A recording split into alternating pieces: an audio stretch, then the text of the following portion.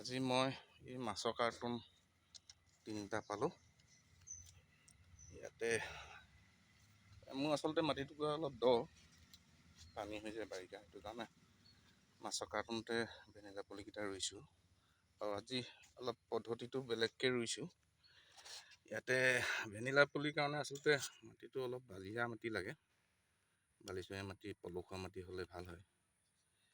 এইটো মই কি কৰিলোঁ, অলপ মাটি ল'লোঁ, মাটি লৈ গোবৰ অলপ দি অলপ বালি আনি মিক্স কৰি কিনি তাৰপৰা ৰোৱা সময়ত চূণৰ গুড়ি আৰু ফাংগি চাইডটো অলপ মিলাই দিছোঁ, নহ'লে বাৰিষা টাইমত এইটো ফাংগাছ ধৰে খুব।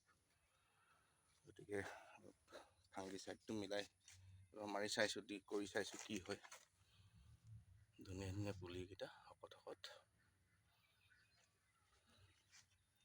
দামী খেতি বুলি পাইছোঁ, গতিকে আমিও কৰিছোঁ। আগতে ৰুইছোঁ মই মোটামুটি, এতিয়া ৰুলোঁ 250 ওপৰতে ৰুলোঁ বৰ পুলি। এতিয়া ইমানটো হৈছে বুলিও এইটো বৰ ধুনীয়াকৈ হৈ আহিছে। এইটো মই এই ৱালতে লগাই দিছোঁ। এইফালে এজোপা আছে, সেইজোপা কৃষ্ণচূড়া গছ, এইটো হৈছে। সেইফালে তামোল গছত লগাই দিছোঁ, সেইফালে ৱালত। এনেকৈ প্ৰায় 200-250 মান, 250 বেছিয়ে হ'ব ৰুলোঁ।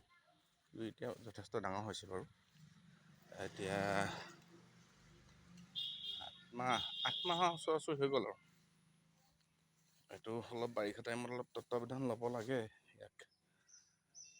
সৰুতে এতিয়া অলপ ফাংগি চাইডটো মাৰি দিবলগীয়া হৈছে, বাৰিষা বেছি বৰষুণ দি আছে নহয়। এইবিলাক গৰিত মাজে মাজে কেতিয়াবা অলপ ফাংগাছ ধৰে। গতিকে ফাংগাছ গৰিত ধৰিলেও ইমান চিন্তা কৰিবলগীয়া নাই, ওপৰটো মৰি নাযায়। সেইটো কাৰণে ইয়াত শিপা ধৰিবলৈ ইয়াত দি দিছোঁ।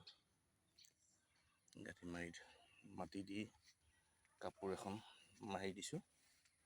তো এইটো হেড ওপৰতে ভাগি গৈছিলে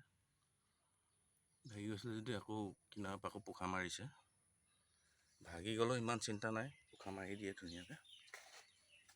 তাৰপিছতে এইটো হ'ল একেলগে ৰোৱা পুলি। এইটো গেঠেলা মাৰি আছে, পুলি অলপ গজালি মাৰিব, পিছত দেৰি হ'ব তাৰ।